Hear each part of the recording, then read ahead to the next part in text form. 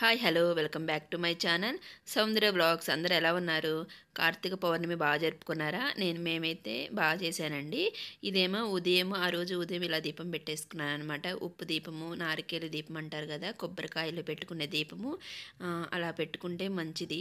కార్తీక పౌర్ణమి రోజు కానీ సోమవారం రోజులు కానీ అట్లా పెట్టుకున్నామంటే మంచిదన్నమాట. ఇక్కడ ఏంటంటే ఈవినింగ్ దీపాలన్నీ వెలిగించుకోవాలి కదా, అందుకని నేను ఆయిల్లో ఒత్తులేసి నానేసాను అనమాట.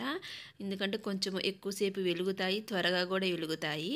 అలా నానేసుకున్నామంటే ఇంకా ఇది 365 ఒత్తులు వెలిగించుకుంటాం కదా ఆ రోజు, అది కూడా నానేసాను. ఇంకా తులసి కోట మొత్తం పూజ ఇచ్చానమాట.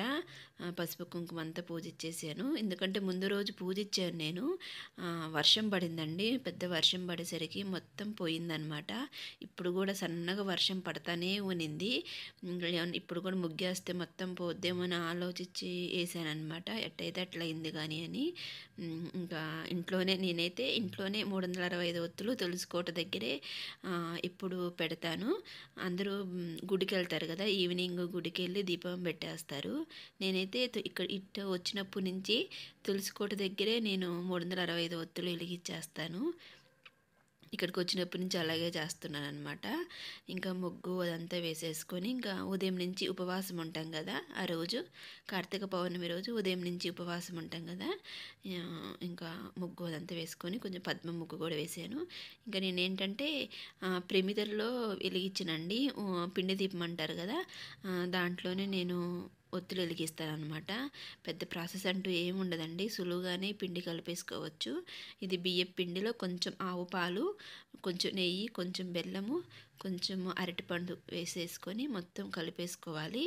అరటిపండు వేస్తే ఏంటంటే షేప్ బాగా వస్తుంది అనమాట, ఆ ప్రమిద బాగా వస్తుంది అనమాట. పగులు లేకుండా వస్తుంది, షేప్ బాగా వస్తుంది. పగులు లేకుండా ఆయిల్ అంతా కింద పోకుండా ఉంటుంది అనమాట. అరటిపండు జిగురుగా ఉంటుంది కదా, అందుకని ప్రమిద అనేది షేప్ బాగా వస్తుంది అనమాట. కొంచెం అంటే ఆ పిండికి తగ్గట్టు అరటిపండు వేసేసుకొని కలిపేసుకున్నామంటే ప్రమిద బాగుంటుంది. మంచిదండి, పిండి దీపం వెలిగిస్తే మంచిదన్నమాట. ఇంకా నేను చిన్న చిన్నవి కూడా వెలిగించాను. 5 దీపాలు కూడా చిన్న చిన్నవి ప్రమిదలు తయారు చేశాను అనమాట. అవి కూడా పెట్టి వెలిగిస్తాను. ఇంక ఇక్కడ ఏంటంటే పూలు అవన్నీ పెట్టేశాను. తులసి కోటికి పూలమాల, పూలు అవన్నీ వేసేసాను. ఇంకా చిన్నగా బయట చిన్న ముగ్గేశాను అనమాట. ఇంకా అక్కడ కూడా దీపాలు పెట్టేసి పూజ చేసేసుకుందాంలే అనుకున్నాను. ఫుల్ వర్షం పడుతుంది. ప్రతిసారి కార్తీక పౌర్ణమికి ఖచ్చితంగా వర్షం పడుద్ది కదా, కనీసం ఒక జల్లన్నా పడాల్సిందే వర్షము, మంచిదంట అట్ట పడితే. ఇంకా ఇక్కడ ఏంటంటే దీపావళి అవన్నీ పెట్టేశాను. ఇక్కడ నాకు వీడియో తీయడానికి కుదరదండి, ఎందుకంటే స్పేస్ ఉండదన్నమాట. వేరే మనిషి వీడియో తీయడానికి కుదరదు. ఇక్కడ చిన్న చిన్న బిట్స్ యాడ్ చేశాను. ఇదేంటంటే మొత్తం ఒకేసారి తెచ్చుకొని కూర్చున్నాను, ఎందుకంటే సారికలు వేసి పోయి తెచ్చుకొని కుదరదు కదా అని అన్నీ ఒకేసారి ట్రేలో పెట్టుకొని వచ్చి గబగబా పూజ చేసేసుకుందాంలే, పెద్ద వర్షం పడేటట్టుంది అని గబగబా పూజ చేశాను. ఇంకింద తమలపాకులు వేసేసి ఇంకా పిండి దీపము ప్రమిదలు తయారు చేసుకున్నాం కదా, అవి పెట్టేసి చుట్టూ చిన్న చిన్న ప్రమిదలు చేశాను కదా 5, అవి కూడా చిన్న ప్రమిదలు చుట్టూ పెట్టేసి ఇంక ఇది 365 ఒత్తులు కూడా పెట్టేసి ఇంకా దీపారాధన చేసేసామన్నమాట.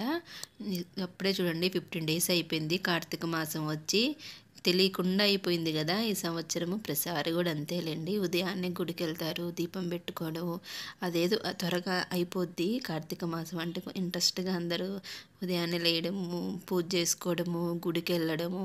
ప్రతిరోజు మంచి రోజులే అండి కార్తీక మాసం, మంచి విశేషమైన రోజులు అనమాట. ఇక్కడ ఏంటంటే నేను జవ్వాది పౌడరు కొంచెము కర్పూరం వేస్తే ఏంటంటే గాలికి వచ్చిన కొండెక్కకుండా త్వరగా వెలుగుద్ది. నేనంటే వర్షం పడుతుంది, మా వారు కొంచెం కర్పూరం పెట్టేసి త్వరగా వెలుగుద్ది అంటే కొంచెం కర్పూరం పెట్టేసి వెలిగించాను అనమాట.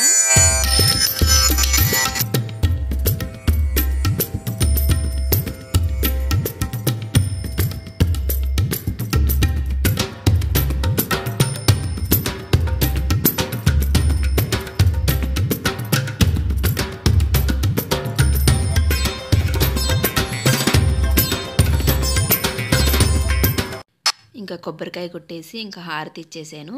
అంతేనండి ఈ వీడియో చూసిన వాళ్ళందరూ ఒక లైక్ కొట్టండి. మీరు లైక్ కొట్టడం వల్ల ఇంకొంతమందికి ఈ వీడియో రీచ్ అవుద్దనమాట. అలాగే మన ఛానల్ని సబ్స్క్రైబ్ చేసుకోండి. Thank you. బాయ్.